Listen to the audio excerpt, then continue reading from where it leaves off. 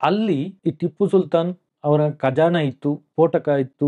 200-300 ವರ್ಷಗಳ ಹಿಂದೆ ದೈವಗಳು ಒಡವೆಗಳನ್ನು ಕೊಡುವುದು ನಂಬುವಂತ. ಬಲಿ ನಡೆಯುವಾಗ ಮರದ ಹಿಂದೆ ಹುಲಿ ಬರ್ತಾ ಇತ್ತು, ಗಣಪತಿ ಕೆತ್ತನೆ, ಆನೆ ವಿಗ್ರಹ ಕೆತ್ತನೆ, ಮೀನಿನ ಆಕಾರದ ಕೆತ್ತನೆ. ಇದರಲ್ಲಿ ಒಂದು ಸಣ್ಣ ಒಂದು ತೂತಿದೆ, ಇದು ನಮ್ಮ ಚಿಕ್ಕ ಬೆರಳು ಹೋಗುವಷ್ಟೇ ಇದೆ. ಈ ವಿಡಿಯೋ ನೋಡಿದ ಮೇಲೆ ನಿಮ್ಮ ಅನಿಸಿಕೆ ಅಭಿಪ್ರಾಯವನ್ನು ನಮಗೆ ಕಮೆಂಟ್ ಮಾಡಿ. ಗಡೈಕಲ್ಗೆ ಹೋಗುವವರು ದಯವಿಟ್ಟು ಈ ವಿಡಿಯೋವನ್ನು ಮೊದಲು ನೋಡಿ. ಸಂಚಾರಿ ಸ್ಟುಡಿಯೋದ ಎಲ್ಲಾ ವೀಕ್ಷಕರಿಗೂ ಸ್ವಾಗತ. ಗಡೈಕಲ್ಲಿನ ರಹಸ್ಯ ಅನ್ನುವ ವಿಷಯದಲ್ಲಿ ನಾನೊಂದು 6 ವಿಡಿಯೋಗಳನ್ನು ಪ್ರಸಾರ ಮಾಡಿದ್ದೆ. ನೀವು ಈಗಾಗಲೇ ಆ ವಿಡಿಯೋಗಳನ್ನು ನೋಡಿರಬಹುದು. ನೋಡಿಲ್ಲ ಅಂದ್ರೆ ನಾನು ಡಿಸ್ಕ್ರಿಪ್ಷನ್ ಅಲ್ಲಿ ಅದರ ಲಿಂಕ್ ಹಾಕಿರ್ತೀನಿ.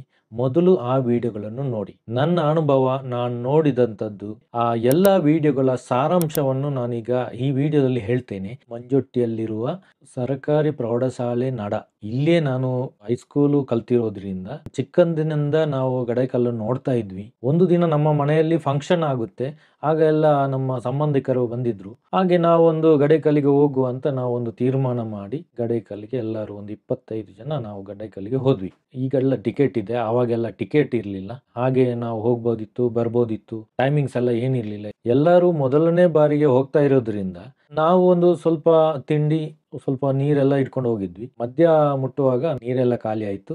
ಹೇಗೋ ಕಷ್ಟಪಟ್ಟು ಹೋದ್ವಿ, ಎಲ್ಲ ನೋಡ್ಕೊಂಡು ಬಂದ್ವಿ. ಅವತ್ತು ಒಂದು ಗಡೈಕಲ್ನ ಬಗ್ಗೆ, ಗಡೈಕಲ್ಲಿ ಏನಿದೆ ಅನ್ನೋ ಒಂದು ಕುತೂಹಲಕ್ಕೆ ಒಂದು ತೆರೆ ಬಿದ್ದಿತ್ತು. ಗಡೈಕಲ್ಲಿಗೆ ಕೋತಿರಾಜ್ ಬರ್ತಾರೆ, ಬರಿಗೈಯಲ್ಲಿ ಬಂಡೆ ಹತ್ತಾರೆ, ನ್ಯೂಸ್ ಅಲ್ಲಿ ನಾನು ನೋಡಿದೆ. ಅದಕ್ಕೆ ನಾನು ಹೋದೆ. ಹೋಗುವಾಗ ಅವರು ಅವತ್ತು ಟ್ರಯಲ್ ನೋಡ್ತಾ ಇದ್ರು. ಅವ್ರು ಹೇಳಿದ್ರು 2 ದಿವಸ ಬಿಟ್ಟು ನಾನು ಗಡೈಕಲ್ಲು ಹತ್ತೇನೆ ಅಂತ ಹೇಳಿದ್ರು ಕೋತಿರಾಜ್ ಅವರು. ನಾನು ಮತ್ತೆ ನನ್ನ ಫ್ರೆಂಡ್ 2 ದಿನ ಬಿಟ್ಟು ಅಲ್ಲಿಗೆ ಹೋದ್ವಿ. ಗಡೈಕಲ್ನ ಅವರು ಹತ್ತಿರುವಂತ ವಿಡಿಯೋನು ನೀವು ನೋಡಿರ್ಬೋದು. ನೋಡಿಲ್ಲ ಅಂದ್ರೆ ನೋಡಿ. ಕೆಲವರು ಕಮೆಂಟ್ ಮಾಡಿದ್ರು, ಗಡೈಕಲ್ಗೆ ಬೇರೆ ಬೇರೆ ಹೆಸರುಗಳಿಂದ ಕರೀತಾರೆ, ಈ ಹೆಸರು ಹೇಗೆ ಬಂತು, ಯಾತಕ್ಕೋಸ್ಕರ ಹೀಗೆ ಬೇರೆ ಬೇರೆ ಹೆಸರುಗಳಿಂದ ಕರೀತಾರೆ, ಏನು ವಿಶೇಷ? ಕಮೆಂಟ್ ಬಂದ ಮೇಲೆ ನನಗೂ ಸ್ವಲ್ಪ ಕುತೂಹಲ ಜಾಸ್ತಿ ಆಯ್ತು. ನಾನು ಅದ್ರ ಬಗ್ಗೆ ಸ್ವಲ್ಪ ರಿಸರ್ಚ್ ಮಾಡೋಣ ಅಂತ ಇನ್ನೊಮ್ಮೆ ಅಲ್ಲಿಗೆ ಹೋದೆ. ಗಡೈಕಲ್ಲಿನ ರಹಸ್ಯ ಒಂದು ಸರಣಿ ವಿಡಿಯೋದಲ್ಲಿ ಗಡೈಕಲ್ಲಿಗೆ ಹೇಗೆ ಹೋಗ್ಬೇಕು, ಏನೇನ್ ರೂಲ್ಸ್ ಫಾಲೋ ಮಾಡಬೇಕು, ಹೋಗುವಂಥದ್ದು ಎಲ್ಲ ವಿಡಿಯೋ ಮಾಡಿದ್ದೆ. ಚಂದ್ಕೂರು ದುರ್ಗಾ ಪರಮೇಶ್ವರಿ ದೇವಸ್ಥಾನದ ಬಗ್ಗೆ ವಿಡಿಯೋ ಮಾಡಿದ್ದೆ. ಚಂದ್ಕೂರು ಊರಿಗೆ ಹೆಸರು ಬರಲು ಕಾರಣ, ಹಿಂದೆ ಚಂದದ ಊರು ಅಂತ ಇತ್ತು, ಅದೇ ಚಂದ್ಕೂರು ಅಂತ ಆಯ್ತು. ಅದರ ಇತಿಹಾಸದ ಬಗ್ಗೆ ತಿಳ್ಕೊಳ್ಬೇಕಾದ್ರೆ ತುಂಬಾ ಇದೆ. ಆ ದೇವಸ್ಥಾನದ ದೇವಿಯ ಒಂದು ಕಾರಣಕ್ಕೆ ಏನಿದೆ ಅದ್ರ ಬಗ್ಗೆ ತುಂಬಾ ಕಥೆ ಇದೆ. ಶಕ್ತಿಶಾಲಿಯಾದಂತ ಅಲ್ಲಿ ದೇವಿ ಇರುವಂತದ್ದು. ಸ್ಥಳೀಯರಾದ ಒಬ್ರು ಸಂಜುವಣ್ಣ ಅಂತ ಇದ್ದಾರೆ. ಸಂಜುವಣ್ಣನವರ ಮನೆ ಚಂದ್ಕೂರು ದೇವಸ್ಥಾನದ ಪಕ್ಕದಲ್ಲೇ ಇರುವಂತದ್ದು. ನಾವು ಅಲ್ಲಿ ಅವರ ಮನೆಗೆ ಹೋದಾಗ ಅವರ ತಾಯಿ ಇದ್ರು. ಅವರು ಚಿಕ್ಕವರಿರುವಾಗ ಯಾವ ತರ ದೇವಸ್ಥಾನದಲ್ಲಿ ಜಾತ್ರೆ ನಡೀತಾ ಇತ್ತು, ಗಡೈಕಲ್ಲಿನ ಬಗ್ಗೆ ಏನಾದ್ರು ಗೊತ್ತಿದೆಯಾ ಅಂತ ಅವ್ರ ಹತ್ರ ಎಲ್ಲ ನಾವು ವಿಚಾರಿಸಿದ್ವಿ. ಅವರಿಗೆ ಗೊತ್ತಿದ್ದಷ್ಟೆಲ್ಲ ಹೇಳಿದ್ರು. ದೇವಸ್ಥಾನಕ್ಕಿಂತ ಸ್ವಲ್ಪ ಮೊದಲು ಹೋಗುವಾಗ ಒಂದು ಕಟ್ಟೆ ಇದೆ. ಅಲ್ಲಿ ಮುಂಚೆ ಒಂದು ದೊಡ್ಡ ಮರ ಇತ್ತಂತೆ. ಬಲಿ ನಡೆಯುವಾಗ ಮರದ ಹಿಂದೆ ಹುಲಿ ಬರ್ತಾ ಇತ್ತಂತೆ. ಅಷ್ಟೊಂದು ಕಾರಣಿಕ ಇರುವಂತ ದೇವಸ್ಥಾನದು. ಪ್ರತಿ ವರ್ಷ ಬರುತ್ತಂತೆ. 2-3 ವರ್ಷ ಅವರು ನೋಡಿದಾರಂತೆ. ಸಂಜಣ್ಣನವರ ತಾಯಿ ಹೇಳುವ ಪ್ರಕಾರ ಗಡೈಕಲ್ಲಿನ ಬಾಗಿಲು ಇರುವ ಸ್ಥಳದಲ್ಲಿ 200-300 ವರ್ಷಗಳ ಮುಂಚೆ ಅಲ್ಲಿ ಬಂಗಾರ ಸಿಗ್ತಾ ಇತ್ತು, ಅಂದ್ರೆ ಚಿನ್ನದ ಆಭರಣಗಳು ಸಿಗ್ತಾ ಇತ್ತಂತೆ. ಒಂದು ಊರಿನಲ್ಲಿ ಒಂದು ಮದುವೆ ಸಮಾರಂಭ ಇದ್ರೆ ಅದಕ್ಕೆ ಬೇಕಾಗುವಂತ ಆಭರಣ, ಅಂದ್ರೆ ಬಡವರಿಗೆ ಅಲ್ಲಿ ಆಭರಣ ಇರುವುದಿಲ್ಲ, ಅವರಿಗೆ ಮದುವೆ ಸಮಾರಂಭಕ್ಕೆ ಬೇಕಾಗಿರುವಂತ ಆಭರಣ ಅಲ್ಲಿ ಸಿಗ್ತಾ ಇತ್ತಂತೆ. ಆ ಆಭರಣಗಳು ಬೇಕಾಗಿದ್ರೆ ಚಂದ್ಕೂರು ದೇವಸ್ಥಾನದಲ್ಲಿ ಪೂಜೆ ಮಾಡಿ ಅಲ್ಲಿ ಒಂದು ಬೇಡಿಕೊಂಡು ಮತ್ತೆ ಅರಿವಾಣದಲ್ಲಿ ಎಲೆ ಅಡಿಕೆ ಎಲ್ಲ ಇಟ್ಟು ಗಡೈಕಲ್ಲಿನ ಬುಡದಲ್ಲಿರುವ ಆ ಬಾಗಿಲ ಹತ್ರ ಹೋಗಿ ಅಲ್ಲಿ ಇಟ್ಟು ಬರಬೇಕಿತ್ತಂತೆ. ಮರುದಿವಸ ಹೋದಾಗ ಆ ಅರಿವಾಣದಲ್ಲಿ ಅವರಿಗೆ ಬೇಕಾಗಿರುವಂತ ಆಭರಣಗಳು ಸಿಗ್ತಾ ಇತ್ತು. ಮತ್ತೆ ಆ ಆಭರಣಗಳನ್ನು ಉಪಯೋಗಿಸಿ ಮರುದಿವಸ ಅದೇ ಅರಿವಾಣದಲ್ಲಿ ಇಟ್ಟು ಬರಬೇಕಿತ್ತಂತೆ. ಅಲ್ಲಿ ಕರಿಯಮಲ್ಲ ಅಂತ ಒಂದು ದೈವ ಇದೆ, ಮತ್ತೆ ಅಲ್ಲಿ ದೇವರಿದ್ದಾರೆ, ಅವರೇ ಆ ಆಭರಣಗಳನ್ನು ಕೊಡ್ತಾ ಇದ್ರು ಅಂತ ಅವರಲ್ಲಿ ನಂಬಿಕೆ ಇತ್ತು. ಇದು ನಿರಂತರವಾಗಿ ನಡೀತಾ ಇತ್ತು. ಯಾರಿಗೆ ಬೇಕು ಅವರಿಗೆ ಆಭರಣಗಳು ಸಿಗ್ತಾ ಇತ್ತು. ಒಂದು ದಿವಸ ಅದರಲ್ಲಿ ಇರುವಂತ ಮೂಗುತಿಯನ್ನು ಬದಲಿಸಿ ಯಾರೋ ಬೇರೆ ಇರ್ತಾರೆ, ಆವತ್ತಿಂದ ಅಲ್ಲಿ ಆಭರಣಗಳು ಸಿಗ್ತಾ ಇಲ್ಲ ಅಂತೆ. ಆ ಬಾಗಿಲು ಈಗ ಮುಚ್ಚಿ ಹೋಗಿದೆ. ಎಲ್ಲಿ ಅದು ಅಂತ ನಾವಲ್ಲಿ ಹೋಗಿದ್ವಿ. ಅದ್ರ ಬಗ್ಗೆ ಕೂಡ ಒಂದು ವಿಡಿಯೋ ಮಾಡಿದ್ದೆ. ಬಾಗಿಲು ಹತ್ತಿರ ಹೋಗುವಂತದ್ದು ಮಾತ್ರ ವಿಡಿಯೋದಲ್ಲಿ ತೋರಿಸಿದ್ದೀನಿ. ಹೋದ ನಂತರ ನಾವು ಮೇಲೆ ಹೋಗಿ ಅಲ್ಲಿ ವಿಡಿಯೋ ಮಾಡ್ಲಿಕ್ಕೆ ಆಗ್ಲಿಲ್ಲ. ಡ್ರೋನ್ ಅಲ್ಲಿ ವಿಡಿಯೋ ಮಾಡಿ ತೋರಿಸಿದ್ದೀನಿ. ಚಂದ್ಕೂರು ದೇವಸ್ಥಾನದ ಮುಂದುಗಡೆ ಒಂದು ಕಲ್ಲು ಇದೆ ನೋಡಿ, ಇದು ಗುಂಡು ಕಲ್ಲು ತರ ಇದೆ. ಕತೆ ಏನು ಅಂದ್ರೆ, ಗಡೈಕಲ್ಲಿನ ಮೇಲ್ಗಡೆಯಿಂದ ಟಿಪ್ಪು ಸುಲ್ತಾನ್ ಈ ಕಲ್ಲನ್ನು ಚಿಕ್ಕ ಬೆರಳಿನಿಂದ ಎತ್ತಿ ಈ ದೇವಸ್ಥಾನದ ಹತ್ತಿರ ಕೆಳಗಡೆ ಬಿಸಾಡಿದ ಅಂತ ಒಂದು ಕತೆ ಇದೆ. ಇದರಲ್ಲಿ ಒಂದು ಸಣ್ಣ ಒಂದು ತೂತಿದೆ, ಇದು ನಮ್ಮ ಚಿಕ್ಕ ಬೆರಳು ಹೋಗುವಷ್ಟೇ ಇದೆ. ಆ ಕಲ್ಲನ್ನು ಎತ್ತಿ ನೋಡಿದ್ದೇವೆ, ಒಂದು 70-80 kg ಇರಬಹುದು ಆ ಕಲ್ಲು.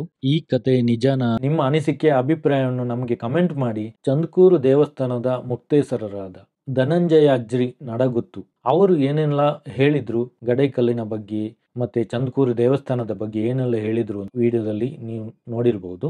ಇನ್ನು ಗಡೈಕಲ್ಲಿನ ಬಗ್ಗೆ ತಿಳ್ಕೊಳ್ಳಿಕ್ಕೆ ಹೋದಾಗ ಕೋಟೆಯನ್ನು ಕಟ್ಟಿರುವಂತದ್ದು ಟಿಪ್ಪು ಸುಲ್ತಾನ್ ಅಂತ ಯಾರನ್ನು ಕೇಳಿದ್ರು ಹೇಳ್ತಾರೆ. ಆದ್ರೆ ನಿಜವಾಗಿಯೂ ಟಿಪ್ಪು ಸುಲ್ತಾನೇ ಕಟ್ಟಿರುವಂತದ್ದ ಕೋಟೆಯನ್ನು ಅಂತ ನಾವು ಸ್ವಲ್ಪ ಅಲ್ಲಿ ರಿಸರ್ಚ್ ಮಾಡಿದ್ವಿ. ಹಾಗೆ ರಿಸರ್ಚ್ ಮಾಡುವಾಗ ನನಗೆ ಕೆಲವೊಂದು ವಿಷಯ ಗೊತ್ತಾಯ್ತು. ಗಡೈಕಲ್ಲಿಗೆ ಹೋಗುವ ಮಂಜೊಟ್ಟಿ ಬಸ್ ಸ್ಟ್ಯಾಂಡಿನ ಹತ್ತಿರ ಒಂದು ಶಿಲಾಶಾಸನ ಇದೆ. ಇದರಲ್ಲಿ ಗಡೈಕಲ್ಲಿನ ಬಗ್ಗೆ ಬರ್ದಿದೆ ಅಂತ ಹೇಳ್ತಾರೆ. ಅದು ಅಲ್ಲೇ ಬಿದ್ದುಕೊಂಡಿದೆ. ಆ ಶಾಸನದಲ್ಲಿ ಏನು ಬರ್ದಿದೆ ಅಂತ ನಮ್ಗೆ ಗೊತ್ತಿಲ್ಲ, ಆದ್ರೆ ಅದು ಅಲ್ಲಿ ಇದೆ. ಅದು ಯಾಕೆ ಅಲ್ಲಿ ಇದೆ ಅಂತ ಗೊತ್ತಿಲ್ಲ.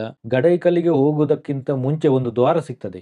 ಆ ದ್ವಾರದ ಹತ್ತಿರ ಒಂದು ಫಲಕ ಹಾಕಿದ್ದಾರೆ. ಆ ಫಲಕದಲ್ಲಿ ಏನು ಬರ್ದಿದೆ ಅಂದ್ರೆ, ಗಡೈಕಲ್ಲಿನಲ್ಲಿರುವಂತ ಕೋಟೆಯನ್ನು ಟಿಪ್ಪು ಸುಲ್ತಾನ್ ಮರು ನಿರ್ಮಿಸಿದ ಅಂತ ಬರ್ದಿದ್ದಾರೆ. ಅಂದ್ರೆ ಅದಕ್ಕಿಂತ ಮುಂಚೆ ಕೋಟೆ ಇತ್ತು. ಆ ಕೋಟೆಯನ್ನು ಯಾರು ನಿರ್ಮಿಸಿದ್ರು? ಕೋಟೆಯನ್ನು ನವೀಕರಣ ಮಾಡಿದ ಮೇಲೆ ಟಿಪ್ಪು ಸುಲ್ತಾನ್ ತಾಯಿ ಹೆಸರು ಜಮಲಾ ಬೀಬಿ. ಕೋಟೆ ಕಟ್ಟಿದ ನಂತರ ಆ ಕೋಟೆಗೆ ಜಮಲಾಬಾದ್ ಕೋಟೆ ಅಂತ ಹೆಸರು ಆಮೇಲೆ ಬಂತು. ಈ ಹೆಸರು ಇಡೋದಕ್ಕೆ ಏನ್ ಕಾರಣ ಅಂದ್ರೆ, ಕೆಲವರು ಹೇಳಿದ್ರು, ಅದನ್ನು ನಾನು ಹೇಳ್ತಾ ಇದ್ದೇನೆ. ಟಿಪ್ಪು ಸುಲ್ತಾನ್ ತಾಯಿಗೆ ಹುಷಾರಿಲ್ಲದೆ ಇರುವಾಗ ಈ ಊರಿನಲ್ಲಿ ಒಬ್ರು ಮದ್ದು ಕೊಡುವವರಿದ್ರು. ತಾಯಿಯನ್ನು ಇಲ್ಲಿ ಮದ್ದಿಗೋಸ್ಕರ ಕರ್ಕೊಂಡು ಬಂದಾಗ ಅವ್ರು ಕೊಟ್ಟ ಮದ್ದಿನಿಂದ ಇಲ್ಲಿ ಗುಣ ಆಯ್ತು. ಗುಣ ಆದ್ಮೇಲೆ ಇಲ್ಲಿ ಏನು ಕೋಟೆ ಕಟ್ಟಿದ್ದ ಅದಕ್ಕೆ ಅವರ ತಾಯಿ ಹೆಸರು ಇಟ್ಟ ಅಂತ ನನ್ಗೆ ಗೊತ್ತಾಯ್ತು. ಆಗೆಲ್ಲ ಏನಾದ್ರು ಒಳ್ಳೆ ಕೆಲಸ ಮಾಡಿದ್ರೆ, ಒಂದು ರಾಜನಿಗೆ ಖುಷಿ ಆದ್ರೆ ಚಿನ್ನದ ವರ ಕೊಡ್ತಾ ಇದ್ರು, ಇಲ್ಲಾಂದ್ರೆ ಬಂಗಾರದ ಒಡವೆಗಳನ್ನೆಲ್ಲ ಕೊಡ್ತಾ ಇದ್ರು. ಆ ಗುಣಪಡಿಸಿದಂತ ವೈದ್ಯರಿಗೆ ಬಂಗಾರದ ಒಡವೆಗಳನ್ನೆಲ್ಲ ಕೊಟ್ರಂತೆ. ಗಡೈಕಲ್ಲಿನ ಬಾಗಿಲು ಇರುವ ಸ್ಥಳದಲ್ಲಿ ಚಿನ್ನದ ಆಭರಣಗಳು ಸಿಗ್ತಾ ಇತ್ತು. ದೇವರು ದೈವಗಳೇ ಅಲ್ಲಿ ಒಡವೆಗಳನ್ನು ಕೊಡ್ತಾ ಇದ್ರು ಅಂತ ಒಂದು ನಂಬಿಕೆ. 200-300 ವರ್ಷಗಳ ಹಿಂದೆ ದೇವರು ದೈವಗಳು ಒಡವೆಗಳನ್ನು ಕೊಡುವುದು ನಂಬುವಂತ ಒಂದು ವಿಷಯ ಅಲ್ಲ. ಒಡವೆಗಳು ಸಿಗ್ತಾ ಇತ್ತು, ಅದು ಸತ್ಯ ಮಾತ್ರ. ಆದ್ರೆ ಅದು ಹೇಗೆ ಸಿಗ್ತಾ ಇತ್ತು ಅಂದ್ರೆ, ಟಿಪ್ಪು ಸುಲ್ತಾನ್ ಯಾರಿಗೆ ಒಡವೆಗಳನ್ನು ಕೊಟ್ರು ಆ ವೈದ್ಯರು ಮತ್ತೆ ಅವ್ರ ಕುಟುಂಬ ದೇವರ ಹೆಸರು ಹೇಳಿ ಅಲ್ಲಿ ಒಡವೆಗಳನ್ನು ಕೊಡ್ತಾ ಇದ್ರು. ಇದು ನನಗೆ ಒಬ್ರು ಹೇಳಿರುವಂತ ಮಾತು. ಈ ಒಡವೆಗಳು ದೇವರ ಹೆಸರಲ್ಲಿ ಕೊಟ್ರೆ ಅದು ವಾಪಸ್ ಬರುತ್ತೆ ಅಂತ ಒಂದು ನಂಬಿಕೆ ಇತ್ತು. ಅಂದ್ರೆ ದೈವಗಳನ್ನೆಲ್ಲ ತುಂಬಾ ನಂಬ್ತಾ ಇದ್ರು ಜನ, ವಾಪಸ್ ಬರುತ್ತೆ ಅಂತ ಆ ನಂಬಿಕೆಯಲ್ಲಿ ಅಲ್ಲಿ ದೈವದ ಹೆಸರಲ್ಲಿ ಅಲ್ಲಿ ಕೊಡ್ತಾ ಇದ್ರು. ಹೀಗಾಗಿ ಅಲ್ಲಿ ಒಡವೆಗಳು ಸಿಗ್ತಾ ಇತ್ತು. ನಂತರ ಅದು ಹೇಗೆ ನಿಂತು ಹೋಯ್ತು, ಮೂಗುತಿ ಚೇಂಜ್ ಮಾಡಿದ್ರು ಹಾಗೆ ಅಲ್ಲಿ ನಿಂತು ಹೋಯ್ತು ಅಂತ ಕಥೆ ಇದೆ. ಆದ್ರೆ ನಿಜವಾಗಿಯೂ ಆ ತರ ಅಲ್ಲ. ಗಡೈಕಲ್ಲಿನ ಬಾಗಿಲ ಹತ್ರ ದೇವರಿದ್ದಾರೆ, ದೈವ ಇದೆ ಅನ್ನುವಂತ ನಂಬಿಕೆ ಇದೆ. ಹಾಗಾಗಿ ಅಲ್ಲಿ ಯಾರು ಹೋಗ್ತಾ ಇರ್ಲಿಲ್ಲ. ಅಲ್ಲಿ ಈ ಟಿಪ್ಪು ಸುಲ್ತಾನ್ ಅವರ ಖಜಾನ ಇತ್ತು, ಸ್ಫೋಟಕ ಇತ್ತು. ಈ ಬ್ರಿಟಿಷರು ಅದನ್ನು ಹೊಡೆದಾಕಿದ್ರು. ಆ ಹೊಡೆದಾಕುವಾಗ ಅಲ್ಲಿ ಎಲ್ಲ ಚೂರ್ ಆಗೋಯ್ತು. ಕೋಟೆ ಬಾಗಿಲು ಚೂರಾಗೋಯ್ತು. ಆ ನಂತರ ಅಲ್ಲಿ ಬಂಗಾರ ಸಿಗುವಂತದ್ದು, ಒಡವೆ ಸಿಗುವಂತದ್ದು ನಿಂತು ಹೋಯ್ತು. ಆ ತರ ನಡೆದಿದೆ ಅಂತ ಒಬ್ರು ಹೇಳಿದ್ರು ನಂಗೆ. ಅದು ಹೌದಾ ಅಲ್ವಾ ನನಗೆ ಗೊತ್ತಿಲ್ಲ. ಅವರು ಹೇಳಿರುವಂತದ್ದು ನಾನು ಹೇಳಿದೆ. ಗಡೈಕಲ್ಲಿನ ಇತಿಹಾಸದ ಬಗ್ಗೆ ನಂದಕುಮಾರ್ ತಂತ್ರಿಗಳು ಕೊಯ್ಯೂರು ತುಂಬಾ ಮಾಹಿತಿ ಕೊಟ್ಟರು. ಗಡೈಕಲ್ಲಿನಲ್ಲಿ ಟಿಪ್ಪು ಸುಲ್ತಾನ್ಗಿಂತಲೂ ಮೊದಲು ಹೊಯ್ಸಳರು ಕೋಟೆಯನ್ನು ಕಟ್ಟಿದ್ದಾರೆ ಅನ್ನುವಂತ ಮಾಹಿತಿ ನನಗೆ ಸಿಕ್ಕಿತ್ತು. ಅವರು ನನ್ನ ಜೊತೆ ಬಂದಿದ್ರು. ನಾವು ಗಡೈಕಲ್ಲಿಗೆ ಹೋದ್ವಿ. ಈ ಗಡೈಕಲ್ಲಿಗೆ ಮೊದಲನೇ ಹೆಸರು ಕರಿಯ ಕಲ್ಲು ಅಂತ ಹೆಸರಿನಿಂದ ಕರಿತಾ ಇದ್ರು. ಕರಿಯ ಕಲ್ಲು ಅಂದ್ರೆ ಕಪ್ಪಗಿರುವ ಕಲ್ಲು. ಮತ್ತೆ ಗಡೈಕಲ್ಲು ಅಂದ್ರೆ ತುಳುವಿನಲ್ಲಿ ಗಡಾಯಿ ಅಂದ್ರೆ ಒಂದು ದೊಡ್ಡದಾದ ಅರ್ಥ ಬರ್ತದೆ. ಹೊಯ್ಸಳರ ರಾಜ ನರಸಿಂಹ ಅನ್ನುವರು ಇಲ್ಲಿ ಕೋಟೆ ಕಟ್ಟಿರೋದ್ರಿಂದ ಇಲ್ಲಿ ನರಸಿಂಹಗಡ ಅಂತ ಹೆಸರು ಬಂತು. ಅದೇ ಇವಾಗ ಈ ಗ್ರಾಮಕ್ಕೆ ಹೆಸರು ನರಸಿಂಹಗಡ, ನಾಡ. ಈ ಗ್ರಾಮದ ಹೆಸರು ನಡ ಅಂತ ಇದೆ. ನಂತರ ಟಿಪ್ಪು ಸುಲ್ತಾನ್ ಇಲ್ಲಿ ಬಂದ್ಮೇಲೆ, ಅಂದ್ರೆ ಟಿಪ್ಪು ಸುಲ್ತಾನ್ ಅದು ಕೋಟೆಯನ್ನು ಹೇಗೆ ವಶಪಡಿಸಿದ ಅದ್ರ ಬಗ್ಗೆ ನಮ್ಗೆ ಗೊತ್ತಿಲ್ಲ. ಗಡೈಕಲ್ಲಿನಲ್ಲಿ 4 ಫಿರಂಗಿಗಳು ನಮ್ಗೆ ಕಾಣಲಿಕ್ಕೆ ಸಿಕ್ಕಿದೆ. ಮತ್ತೆ ಅಲ್ಲಿ ಕಲ್ಲಿನಿಂದ ಏನು ಕೋಟೆಗಳನ್ನು ಕಟ್ಟಿದ್ದಾರೆ ಅದು ಹೊಯ್ಸಳರು ಕಟ್ಟಿರುವಂತದ್ದು. ಇಟ್ಟಿಗೆಯಲ್ಲಿ ಎಲ್ಲ ಕಟ್ಟಿರುವಂತದ್ದು ಅದು ಟಿಪ್ಪು ಸುಲ್ತಾನ್ ಅದರ ನಂತರ ಕಟ್ಟಿರುವಂತದ್ದು. ಹೊಯ್ಸಳರು ಅಲ್ಲಿ ಕೋಟೆ ಕಟ್ಟಿದ್ರು ಅನ್ನೋದಕ್ಕೆ ಕೆಲವೊಂದು ಸಾಕ್ಷಿಗಳು ನಮ್ಗೆ ಅಲ್ಲಿ ಸಿಕ್ತು. ಹೊಯ್ಸಳರ ಕೆತ್ತನೆಗಳು, ಗಣಪತಿ ಕೆತ್ತನೆ, ಆನೆ ವಿಗ್ರಹ ಕೆತ್ತನೆ, ಮೀನಿನ ಆಕಾರದ ಕೆತ್ತನೆಗಳೆಲ್ಲ ನಮಗೆ ಅಲ್ಲಿ ಸಿಕ್ಕಿದೆ. ಕೆತ್ತನೆಗಳು ಇರುವಂತ ಕಲ್ಲುಗಳೆಲ್ಲ ಅಲ್ಲಿ ಕಾಣಲಿಕ್ಕೆ ಸಿಕ್ಕಿದೆ. ಗಡೈಕಲ್ಲಿಗೆ ಹೋಗುವಾಗ ದ್ವಾರ ಸಿಗ್ತದೆ ಅಂತ ಹೇಳಿದೆ. ಆ ದ್ವಾರದ ಅಡಿಗಡೆಗೆ ಮೀನಿನ ಆಕಾರದ ಕೆತ್ತನೆ ಅಲ್ಲಿ ಕಾಣಲಿಕ್ಕೆ ಸಿಕ್ಕಿದೆ. ಅದು ನಮಗೆ ಸೂಕ್ಷ್ಮವಾಗಿ ನೋಡಿದ್ರೆ ಮಾತ್ರ ಗೊತ್ತಾಗ್ತದೆ, ಹಾಗೆ ನೋಡಿದ್ರೆ ಗೊತ್ತಾಗುದಿಲ್ಲ. ಗಡೈಕಲ್ಲಿಗೆ ಹೋಗುವಂತವರು ನೀವು ಯಾವ ಹೆಸರಿಂದ ಬೇಕಾದ್ರೆ ಕರೆಯಿರಿ. ಗಡೈಕಲ್ಲಿನ ಹೆಸರು ಮುಂಚೆ ಕರಿಯಕಲ್ಲು ಅಂತ ಇತ್ತು, ಗಡೈಕಲ್ಲು ಅಂತ ಕರೀತಾ ಇದ್ರು. ನರಸಿಂಹರಾಜ ಇಲ್ಲಿ ಆಳ್ವಿಕೆ ನಡೆಸಿದ ಮೇಲೆ ಇಲ್ಲಿ ನರಸಿಂಹಗಡ ಅಂತ ಆಯ್ತು. ಟಿಪ್ಪು ಸುಲ್ತಾನ್ ಬಂದ ಮೇಲೆ ಜಮಲಾಬಾದ್ ಕೋಟೆ ಆಯ್ತು. ಆಮೇಲೆ ಇಲ್ಲಿ ಗ್ರಾಮದ ಹೆಸರು ನಡ ಅಂತ ಆಯ್ತು. ಈ ವಿಡಿಯೋ ನೋಡಿದ ಮೇಲೆ ನಿಮ್ಮ ಅನಿಸಿಕೆ ಅಭಿಪ್ರಾಯವನ್ನು ನಮಗೆ ಕಮೆಂಟ್ ಮಾಡಿ. ಹಾಗೆ ಈ ಚಾನಲ್ ಅನ್ನು ಸಬ್ಸ್ಕ್ರೈಬ್ ಮಾಡಿ, ಇನ್ಸ್ಟಾಗ್ರಾಮ್ ಫೇಸ್ಬುಕ್ ಫಾಲೋ ಮಾಡಿ ಅಂತ ಹೇಳ್ತಾ ಈ ವಿಡಿಯೋವನ್ನು ಮುಗಿಸ್ತಾ ಇದ್ದೇನೆ. Thank you.